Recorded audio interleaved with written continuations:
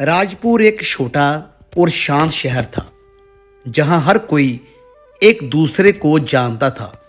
मेरा परिवार एक साधारण और इज्जतदार परिवार माना जाता था। उस दिन घर का माहौल रोज की तरह बहुत सुकून भरा था। रसोई से माँ के हाथ के बने हुए खाने की सौंधी महक आ रही थी और पापा रोज की तरह अपनी लकड़ी की कुर्सी पर बैठे हुए चश्मा लगाकर अखबार के पन्ने पलट रहे थे। मेरी बहन समीक्षा, जो कि मेरी सगी बहन नहीं थी, वे अपनी किताबों में खोई हुई सी लग रही थी। हमारे बीच कभी बहुत ज़्यादा बातें नहीं होती थी, पर एक अनकहा सा रिश्ता जरूर था। मुझे जरा भी अंदाजा नहीं था कि अगले कुछ मिनटों में ये शांति हमेशा के लिए मिटने वाली थी। तभी अचानक समीक्षा जोर जोर से रोने लगी। उसका रोना इतना भयानक था कि पापा ने अखबार फेंक दिया और माँ रसोई से दौड़ती हुई आई। समीक्षा ने कांपते हुए होठों से वह बात कह दी जिसने घर की दीवारों को हिलाकर रख दिया। उसने कहा कि वह गर्भवती है। जैसे ही ये शब्द गूंजे, घर में सन्नाटा पसर गया। माँ का चेहरा सफ़ेद पड़ गया और पापा की आंखों में गुस्सा और हैरानी एक साथ तैरने लगी। जब पापा ने दहाड़ते हुए पूछा कि ये सब किसने किया, तो समीक्षा ने अपनी कांपती हुई उंगली मेरी तरफ उठा दी। उसने मेरा नाम लिया और जोर जोर से रोने लगी। सबकी नज़रें मुझ पर टिक गई। उन नज़रों में सवाल नहीं था, बल्कि एक फैसला था। पापा ने मेरा कॉलर पकड़ा और मुझे घसीटते हुए दरवाजे तक ले गए। मैंने चिल्लाकर कहा कि पापा, ये झूठ है। मैं तो अपनी पढ़ाई और काव्या के साथ अपनी छोटी सी दुनिया में खुश था, लेकिन माँ ने भी मुझे ऐसे देखा जैसे मैं कोई अजनबी और अपराधी हूँ। ठीक उसी समय काव्या मेरे लिए एक छोटा सा तोहफा लेकर घर के बाहर खड़ी थी, क्योंकि आज हमारी दोस्ती को 2 साल पूरे हुए थे। जब उसने ये सब सुना तो उसके हाथ से वह तोहफा गिर गया और उसकी आंखों में नफरत भर गई। उसने एक बार भी मेरी बात नहीं सुनी और वहां से चली गई। पापा ने मुझे जोर से धक्का दिया और कहा कि आज से तेरा इस घर से कोई भी रिश्ता नहीं है। मोहल्ले के लोग अपनी छतों और खिड़कियों से ये तमाशा देख रहे थे और मैं सिर्फ 17 साल की उम्र में अपनी इज्जत और पहचान खोकर सड़क पर पड़ा था। जब मैं इंदौर के बस स्टैंड पर उतरा तो रात के 2 बज रहे थे। हाथ में वही पुराना फटा हुआ बैग था जिसमें 2 जोड़ी कपड़े और माँ की दी हुई एक पुरानी घड़ी थी। राजपुर की गलियों से निकलकर इस बड़े शहर के शोर में खो जाना मेरे लिए किसी खौफनाक मंजर से कम नहीं था। स्टेशन की ठंडी जमीन पर लेटे हुए मुझे बार बार पापा का वह आखिरी धक्का याद आता। मेरी आंखों से आंसू नहीं रुक रहे थे, पर मुझे पता था कि अब रोने से कुछ भी नहीं होगा। रात भर मच्छरों और कड़कड़ाती ठंड के बीच मैं जागता ही रहा और सोचता रहा कि आखिर समीक्षा ने ऐसा क्यों किया। क्या उसे मेरी जरा भी फिक्र नहीं थी? क्या एक पल में हमारा भाई बहन का रिश्ता इतना खोखला हो गया? सुबह होते ही असली चुनौती शुरू हुई। पेट में भूख की आग लगने लगी थी, पर जेब में सिर्फ 50 रुपए ही बचे थे। मैं काम की तलाश में शहर की गलियों में भटकने लगा। कोई मुझे छोटा बच्चा समझकर काम नहीं दे रहा था और कोई मेरी हालत देखकर मुझे चोर समझकर भगा देता। चलते चलते दोपहर हो गई और धूप की तपश ने मेरा गला सुखा दिया था। तभी मुझे शहर के एक कोने में एक पुराना और मैला सा राजेश टायर गैरेज दिखा। वहाँ ग्रीस और जले हुए तेल की तेज महक आ रही थी। मैंने हिम्मत जुटाई और गैरेज के मालिक से काम मांगा। उसने मुझे ऊपर से नीचे तक देखा और रूखी आवाज में कहा कि यहाँ टायर पंचर बनाने और भारी औजार उठाने का काम है, कर पाएगा? मैंने तुरंत हाँ कर दी, क्योंकि मेरे पास कोई और भी रास्ता नहीं था। गैरेज के पीछे एक छोटा सा टीन का शेड था, जहां पुराने टायर और कबाड़ रखा हुआ था।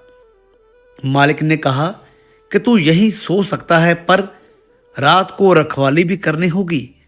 उस रात जब मैं उस कबाड़ के बीच लेटा तो मुझे अपने घर के नरम बिस्तर और माँ के हाथ के खाने की बहुत याद आई। ग्रीस की वह बदबू मेरी सांसों में बस गई थी और मेरे हाथ काले पड़ चुके थे। दिन भर भारी टायर उठाना और नट बोल्ट खोलना मेरे जैसे 17 साल के लड़के के लिए बहुत थकाने वाला था। शरीर के हर हिस्से में दर्द होता था, पर उस शारीरिक दर्द से कहीं बड़ा दर्द मेरे दिल में था। रात को जब पूरा शहर सो जाता था तो मैं चांद को देखते हुए काव्या का चेहरा याद करता। मुझे यकीन नहीं हो रहा था कि जिस लड़की से मैंने अपनी जिंदगी की हर बात शेयर की, उसने एक बार भी मेरा पक्ष नहीं सुना। वह काली ग्रीस मेरे कपड़ों पर ही नहीं बल्कि मेरी आत्मा पर भी लग चुकी थी और मुझे लग रहा था कि शायद अब यही मेरी किस्मत है। इंदौर की गलियों में भटकते और गैरेज की ग्रीस में लिपटे हुए मुझे अब 3 महीने बीत चुके थे। दिन भर भारी टायरों से कुश्ती लड़ने और लोहे के औजारों की चोट सहने के बाद जब रात का सन्नाटा छाता तो मेरे जहन में सिर्फ एक ही चेहरा घूमता था, काव्या। वह सिर्फ मेरी प्रेमिका ही नहीं थी, वह मेरी सबसे अच्छी दोस्त भी थी। वह इकलौती इंसान थी जिसे मैंने अपनी रूह के हर कोने से वाकिफ कराया था। मुझे बार बार वे आखिरी पल याद आता जब उसने बिना कुछ पूछे, बिना एक भी सवाल किए अपनी नफरत भरी नज़रों से मुझे राख कर दिया था। मेरे अंदर एक बेताबी थी, एक ऐसी तड़प जो मुझे सोने नहीं देती थी। मुझे लगा कि शायद अब उसका गुस्सा शांत हो गया होगा। शायद उसने ठंडे दिमाग से सोचा होगा कि जिस इंसान को वह बरसों से जानती है, वह ऐसा घिनौना काम कभी भी नहीं कर सकता। एक रविवार की दोपहर जब गैरेज में काम थोड़ा कम था, मैंने अपनी जेब से वो मुड़े तुड़े नोट निकाले जो मैंने हफ्तों तक भूखा रहकर बचाए थे। मैं भागते हुए पास के एक पुराने पीसीओ बूथ पर गया। मेरी उंगलियां कांप रही थी जब मैंने उसका नंबर डायल किया। हर रिंग के साथ मेरा दिल जोर से धड़क रहा था, जैसे सीने से बाहर ही निकल आएगा। दूसरी तरफ से जब उसकी आवाज़ आई, हेलो, तो मेरे गले में जैसे कांटा फंस गया। कुछ सेकंड तक मैं बोल ही नहीं पाया, सिर्फ मेरी भारी सांसों की आवाज़ उसे सुनाई दे रही थी। फिर मैंने हिम्मत जुटाई और बहुत दबी हुई आवाज़ में कहा, काव्या, मैं ईशान हूँ। जैसे ही मेरा नाम उसके कानों में पड़ा, फ़ोन के उस पार एक भारी सन्नाटा छा गया। मुझे लगा शायद वह रो पड़ेगी, शायद वह कहेगी कि उसे पता था कि मैं बेगुनाह हूँ। लेकिन जो उसने कहा, उसने मुझे अंदर तक छलनी कर दिया। काव्या ने बहुत ही ठंडी, बेजान और नफरत भरी आवाज़ में कहा, तुमने मुझे फ़ोन करने की हिम्मत भी कैसे की? क्या तुम्हें जरा भी शर्म नहीं आती? मैंने गिड़गिड़ाते हुए कहा, काव्या, मेरी बात तो सुनो। समीक्षा झूठ बोल रही है। मैं बेगुनाह हूँ, मुझे किसी ने फंसाया है। लेकिन उसने मेरी बात काट दी। उसने चिल्लाकर कहा, झूठ, सब झूठ है। एक लड़की अपनी इज्जत की कीमत पर इतना बड़ा झूठ क्यों बोलेगी? समीक्षा ने पूरे परिवार के सामने तुम्हारा नाम लिया है। तुम मेरे लिए मर चुके हो। ईशान, आज के बाद कभी भी मुझे अपनी गंदी आवाज़ मत सुनाना। उसने बिना मेरा जवाब सुने फ़ोन काट दिया। पीसीओ के उस छोटे से कैबिन में मैं पत्थर की तरह खड़ा रह गया। मुझे ऐसा लगा जैसे मेरा आखिरी सहारा, मेरी आखिरी उम्मीद भी उस पीसीओ की तार के साथ कट गई हो। मैं सड़क पर आ गया। चारों तरफ भीड़ थी, लोग हंस रहे थे, गाड़ियां चल रही थी, पर मुझे सब कुछ धुंधला सा दिखाई दे रहा था। मेरा वो यकीन टूट चुका था कि सच्चाई हमेशा जीतती है। उस दिन मुझे समझ आया कि जब पूरी दुनिया आपको अपराधी मान ले तो आपकी सच्चाई महज एक शोर बनकर रह जाती है। मैं वापस गैरेज की उस काली कोठरी में लौट आया और उन अंधेरी दीवारों से लिपटकर फूट फूट कर रोया। उस रात मैंने अपनी डायरी से उसका नाम हमेशा के लिए मिटा दिया, पर दिल पर लगे उस घाव को कैसे मिटाता जो अपनों के दिए हुए अविश्वास से मिला था। इंदौर की उस तंग गली वाले गैरेज में काम करते करते अब मुझे 6 महीने से ज़्यादा हो चुके थे। मेरे हाथ अब काले ग्रीस और इंजन ऑयल के आदी हो चुके थे और मेरा मन उस अकेलेपन का, काव्या के उस आखिरी फ़ोन ने मेरे अंदर की बची कुची उम्मीद भी ख़त्म कर दी थी। मैं एक जिंदा लाश की तरह दिन काट रहा था। तभी एक दोपहर जब मैं एक ट्रक का भारी टायर बदल रहा था, एक डाकिया गैरेज के बाहर रुका। उसने एक गंदा सा मुड़ा हुआ लिफाफा मेरे हाथ में थमाया। उस पर मेरा नाम लिखा था, लेकिन भेजने वाले का नाम नहीं था। जैसे ही मैंने उस लिखावट को देखा, मेरे हाथ कांपने लगे। वह समीक्षा की लिखावट थी। मैंने कांपते हुए हाथों से वह लिफाफा फाड़ा। अंदर एक कागज़ का टुकड़ा था जो आंसुओं से भीगा हुआ और जगह जगह से फटा हुआ था। उसमें लिखा था, ईशान भाई, मुझे पता है कि तुम मुझसे नफरत करते होगे और तुम्हारा हक भी है, लेकिन भगवान के लिए मुझे माफ़ कर देना। मैं मजबूर थी। उस दिन अगर मैं तुम्हारा नाम नहीं लेती तो वो मुझे जान से मार देता। मेरा दम घुटने लगा। मैंने आगे पढ़ा, विक्रम अंकल, हाँ वही विक्रम अंकल जिन्हें पापा अपना सबसे अच्छा दोस्त मानते हैं, वो असल में एक दरिंदा है। उन्होंने ही मेरे साथ वो सब किया और धमकी भी दी कि अगर मैंने उनका नाम लिया तो वो तुम्हें और पापा को मार डालेंगे। भाई, मैं आज भी रोज़ मरती हूँ। वो अब भी हमारे घर आते हैं और मुझे अपनी नज़रों से डराते हैं। मुझे बचा लो भाई, वरना मैं खुदकुशी कर लूँगी। वह खत पढ़ते ही मेरे पैरों तले ज़मीन खिसक गई। विक्रम अंकल वही इंसान थे जो बचपन में मुझे चॉकलेट लाकर देते थे, जो पापा के साथ हर शाम बरामदे में बैठकर चाय पीते थे और हंसते थे। वही इंसान जो मेरे घर से निकाले जाने के समय सबसे ज़्यादा चिल्ला रहे थे कि ईशान ने खानदान का नाम मिट्टी में मिला दिया। मेरा खून खौल उठा। मुझे अपनी उस मासूम बहन पर तरस आने लगा जिसे मैंने नफ़रत की नज़रों से देखा था। वह बेचारी तो खुद एक जाल में फंसी हुई थी और उसने मुझे इसलिए बलि का बकरा बनाया ताकि मेरी जान बच सके। उस रात मैं सो नहीं सका। गैरेज की वो काली दीवारें मुझे काटने को दौड़ रही थी। विक्रम का वो चेहरा मेरी आंखों के सामने घूमने लगा।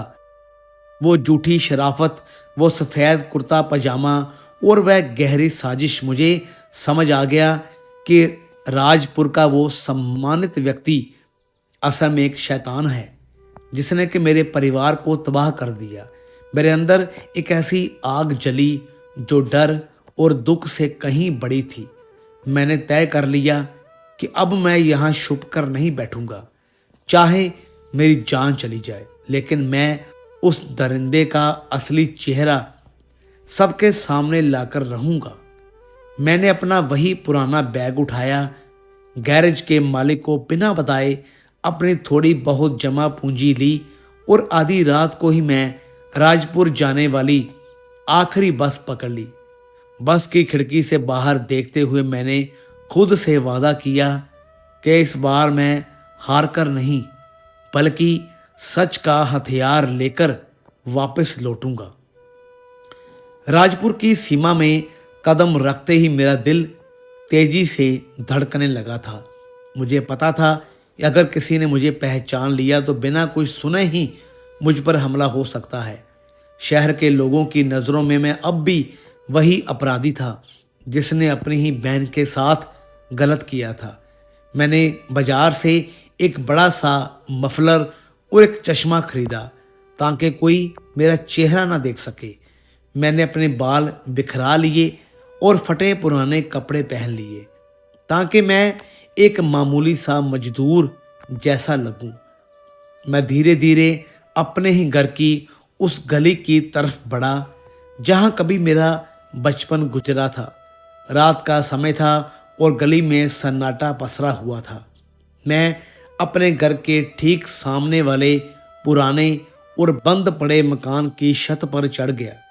वहां से मेरे घर का आंगन साफ दिखाई दे रहा था। मैंने देखा कि पापा बरामदे में बैठे थे, पर उनके चेहरे पर वो पहले वाला तेज नहीं था। वो बहुत ही बूढ़े और कमजोर लग रहे थे। माँ पास ही बैठी कुछ काम कर रही थी, पर उनकी आंखें सूजी हुई थी। तभी मेरी नज़र समीक्षा पर पड़ी। वह रसोई से बाहर आई और उसके चेहरे पर शायद वो वीरानी देखकर मेरा कलेजा मुंह को आ गया। वह एक जिंदा लाश की तरह लग रही थी।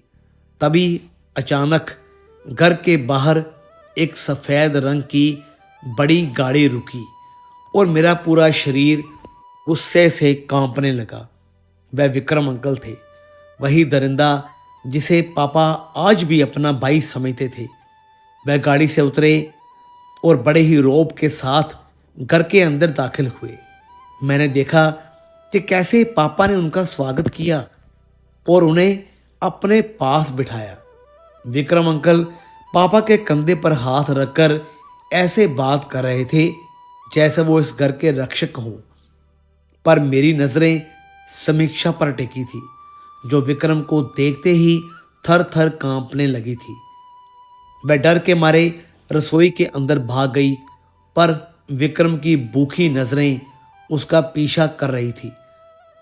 मैंने वही छत पर लेटे हुए ठान लिया कि आज रात मैं इस शैतान का असली रूप दुनिया को दिखाकर ही रहूंगा।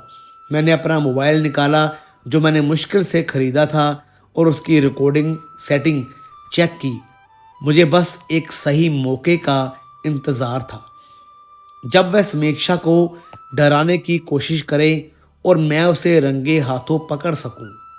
उस अंधेरी छत पर लेटे हुए मुझे अपनी भूख और प्यास का एहसास भी खत्म हो गया था। मेरे दिमाग में बस एक ही बात घूम रही थी कि कैसे इंसान ने मेरे परिवार का भरोसा तोड़ा और मेरी जिंदगी तबाह की। मैं पूरी रात वहां जमा रहा और उसकी हर हरकत पर नजर रखता रहा। रात के सन्नाटे में राजपुर की गलियां पूरी तरह से खामोश हो चुकी थी और मेरे घर के अंदर की बत्तियां भी एक एक करके बुझने लगी थी। मैं उस पुरानी छत से उतरकर बिल्ली की तरह दबे पांव अपने ही घर के पिछवाड़े वाली खिड़की की तरफ बढ़ा। ये वही खिड़की थी जहां से बचपन में मैं और समीक्षा छुपकर बाहर झांका करते थे। पर आज इसी खिड़की से मुझे अपनी जिंदगी का सबसे बड़ा और कड़वा सच देखना था। मैंने देखा कि पापा और माँ अपने कमरे में सोने चले गए थे, पर बैठक में अब भी हल्की सी रोशनी जल रही थी। तभी मैंने विक्रम को दबे पांव समीक्षा के कमरे की तरफ जाते हुए देखा।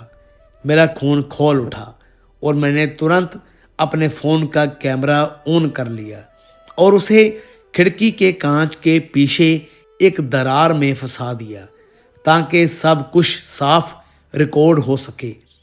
कमरे के अंदर का नज़ारा देखकर मेरी रूह कांप गई। समीक्षा बिस्तर के एक कोने में दुबक कर बैठी थी और विक्रम उसके पास जाकर खड़ा हो गया। उसकी आवाज़ में वो झूठी शराफत गायब थी और उसकी जगह एक घिनौनी धमकी ने ले ली थी। मैंने रिकॉर्डिंग बटन दबाया और अपनी सांसें रोक ली।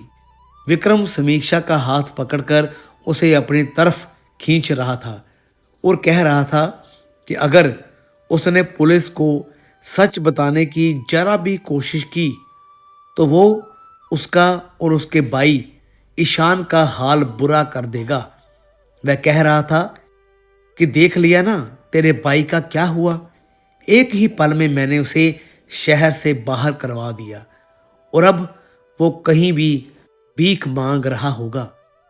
समीक्षा रोते हुए उसके पैर पकड़ रही थी और कह रही थी कि अंकल प्लीज़ मुझे छोड़ दीजिए, आपने मुझे कहीं का भी नहीं छोड़ा। अब तो मेरा भाई भी यहाँ नहीं है जो मुझे बचा सके। विक्रम ठहाका लगाकर हंसा और बोला कि तेरा भाई अब कभी भी वापस नहीं आएगा और अगर आया भी तो लोग उसे पत्थर मार मार के जान से मार देंगे क्योंकि सब उसे ही गुनाहगार मानते हैं। उसने साफ शब्दों में कहा कि इस बच्चे का बाप मैं हूँ, पर दुनिया की नज़रों में ये पाप ईशान का है और हमेशा रहेगा। ये सुनते ही मेरे हाथ कांपने लगे, पर मैंने खुद को संभाला क्योंकि मुझे पता था कि यही वो सबूत है जो मेरी बेगुनाही को साबित करेगा। विक्रम ने उसे फिर से डराया, अगर उसने मुंह खोला तो वो पापा की साख भी मिट्टी में मिला देगा और पूरे परिवार को जहर खाकर मरने पर मजबूर कर देगा। समीक्षा की सिसकियां और विक्रम की वो जहरीली बातें सब कुछ मेरे फ़ोन में कैद हो रही थी। मेरा मन कर रहा था कि अभी खिड़की तोड़कर अंदर जाऊं और उसका गला दबा दूं, पर मुझे सही समय का इंतज़ार करना था। मैंने करीब 10 मिनट तक उसकी पूरी बातचीत रिकॉर्ड की जिसमें विक्रम ने अपनी सारी करतूतें खुद अपने मुंह से कबूल की थी। वह साफ साफ कह रहा था कि कैसे उसने पापा का भरोसा जीता और फिर उनकी पीठ में छुरा घोंपा। जब विक्रम कमरे से बाहर निकला और घर का मुख्य दरवाज़ा खोलकर अपनी गाड़ी की तरफ गया, तब जाकर मैंने चैन की सांस ली। मेरे पास अब वो हथियार था जिससे कि मैं अपने ऊपर लगे हुए कलंक को धो सकता था। मैंने फ़ोन को अपने सीने से लगा लिया और अंधेरे में ही वहाँ से गायब हो गया। मेरी आंखों में अब आंसू नहीं थे बल्कि एक चमक थी, क्योंकि अब राजपुर की सुबह एक बहुत बड़े धमाके के साथ होने वाली थी जिसमें विक्रम का मुखौटा उतरने वाला था। अगली सुबह जब सूरज की पहली किरण राजपुर की गलियों में पड़ी तो मेरे दिल में एक अलग ही बेचैनी और हिम्मत का सैलाब उमड़ रहा था। तय कर लिया था कि आज का दिन या तो मुझे मेरी खोई हुई इज्जत वापस दिलाएगा या फिर मुझे हमेशा के लिए ख़त्म कर देगा। मैं सीधा ही अपने घर के सामने वाले चौक पर पहुंचा, जहां सुबह सुबह मोहल्ले के बुजुर्ग और नौजवान चाय की दुकानों पर जमा होते थे।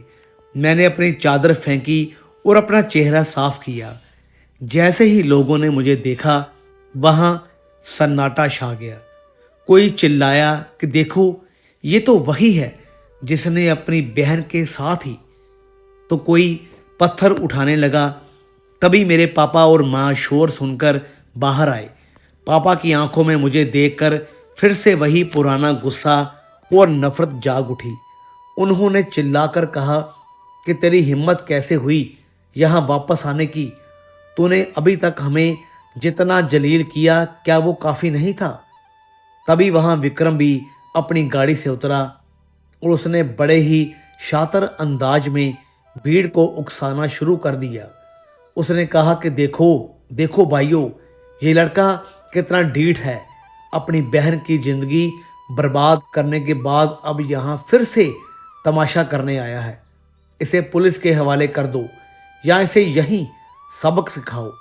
भीड़ मेरी तरफ बढ़ने लगी और मुझे लगा कि शायद आज मैं जिंदा नहीं बचूंगा। पर मैंने अपनी जेब से मोबाइल निकाला और पूरी ताकत से चिल्लाया कि सब रुक जाओ, आज फैसला होगा कि असली दरिंदा कौन है। मैंने कांपते हाथों से मोबाइल का स्पीकर फुल किया और वो वीडियो चला दिया जो मैंने रात को रिकॉर्ड किया था।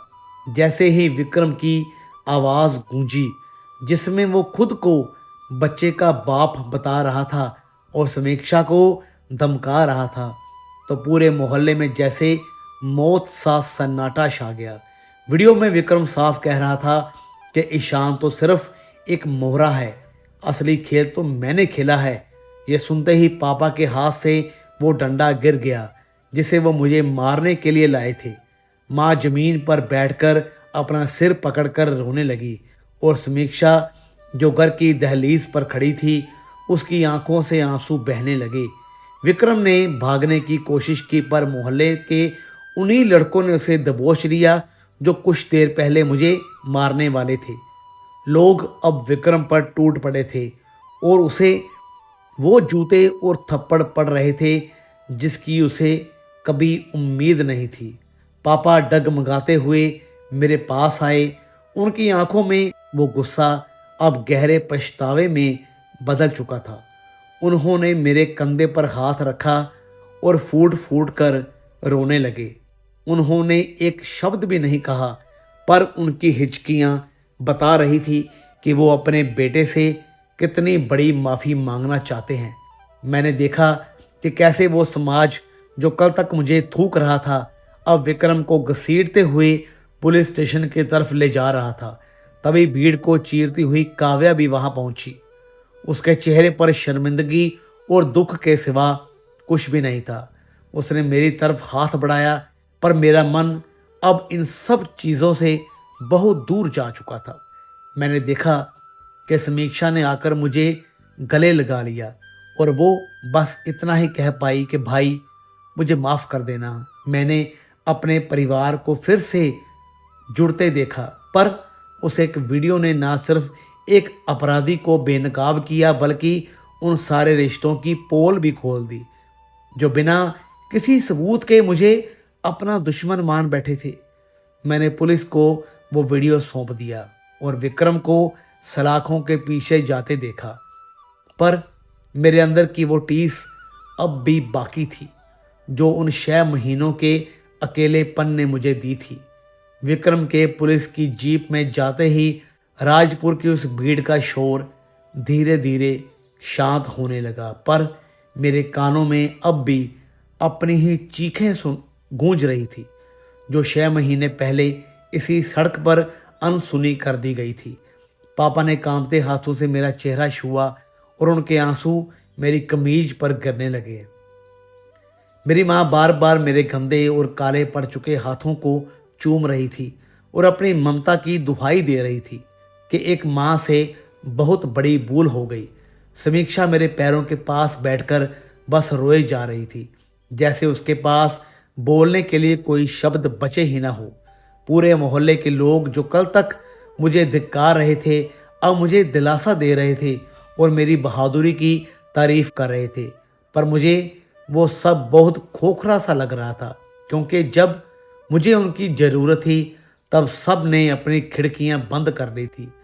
तभी भीड़ को चीरती हुई काव्या मेरे सामने आकर खड़ी हो गई। उसकी आंखों में वो पुराना प्यार वापस आ गया था, पर साथ ही गहरा पछतावा भी था। उसने मेरा हाथ पकड़ने की कोशिश की और धीमी आवाज़ में कहा कि ईशान, मुझे एक मौका और दो। मैं डर गई थी, मैं समझ नहीं पाई थी, पर अब मैं हमेशा तुम्हारे साथ रहूंगी। मैंने काव्या की आंखों में देखा और मुझे वो दिन याद आया जब उसने बिना एक सवाल किए अपना रिश्ता मुझसे तोड़ लिया था। मैंने धीरे से अपना हाथ पीछे खींच लिया और उससे बस इतना कहा कि काव्या, भरोसा कांच की तरह होता है, जो एक बार टूट जाए तो फिर चाहे जितने भी कोशिश कर लो दरारें रह ही जाती हैं। तुमने उस वक्त मेरा साथ छोड़ा जब मुझे सबसे ज़्यादा तुम्हारी ज़रूरत थी, और अब जब सच सामने है तो तुम्हारे इस प्यार का मेरे लिए कोई भी मोल नहीं बचा है। मैं अपने घर के अंदर गया और उस कमरे में खड़ा हुआ जहाँ से मुझे धक्के देकर निकाला गया था। माँ ने मेरे लिए वही पसंदीदा सांबर बनाया था जिसकी खुशबू कभी मुझे सुकून देती थी, पर आज उस खुशबू में मुझे वो कड़वाहट महसूस हो रही थी जो बेइज्जती के वक्त मैंने झेली थी। पापा ने मुझसे कहा कि बेटा अब सब ठीक हो गया है, तू अब कहीं नहीं जाएगा, हम फिर से वही पुरानी जिंदगी जिएंगे। पर मैंने मुस्कुराकर उनकी तरफ देखा और कहा कि पापा, घर सिर्फ ईंट और पत्थर से नहीं बनता, वो भरोसे से भी बनता है। और वो भरोसा उस दिन ही टूट गया था जब आपने बिना मुझसे पूछे मेरा कॉलर पकड़कर मुझे सड़क पर फेंक दिया था। मैं आप सबको माफ़ करता हूँ क्योंकि आप मेरे अपने हैं, पर मैं अब यहाँ नहीं रह सकता क्योंकि इन दीवारों में मुझे अब भी अपनी वो सिसकियाँ सुनाई देती है। मैंने अपना वही पुराना बैग उठाया जिसमें अब ग्रीस और तेल के दाग लग चुके थे। समीक्षा मेरे पास आई और उसने मेरा हाथ थाम लिया। मैंने उसके सिर पर हाथ रखा और कहा कि अपनी और आने वाले बच्चे की फिक्र करना, अब कोई तुम्हें डराने वाला नहीं है। मैंने अपनी सारी जमा पूंजी माँ के हाथ में रख दी और घर की दहलीज पार कर ली। माँ और पापा पीछे से आवाज़ें देते रहे पर मेरे कदम अब रुकने वाले नहीं थे। मैं राजपुर के बस स्टैंड पर पहुंचा और उस शहर की ओर जाने वाली बस में बैठ गया जहां मैंने मुश्किल वक्त में अपनी पहचान बनाई थी। बस की खिड़की से पीछे छूटते अपने घर और गलियों को देखते हुए मुझे लगा कि मैंने अपना बदला नहीं लिया बल्कि खुद को आज़ाद किया है। अब मेरे सामने एक पूरी जिंदगी थी जो कि बेदाग थी और जिसे मुझे अपने दम पर फिर से लिखना था। तो दोस्तों, कैसी लगी आपको ये कहानी? वीडियो अच्छी लगी हो तो लाइक करें, शेयर करें, चैनल को सब्सक्राइब ज़रूर करें। तो मिलेंगे फिर से एक और नई दिलचस्प कहानी के साथ। तब तक के लिए गुड बाय।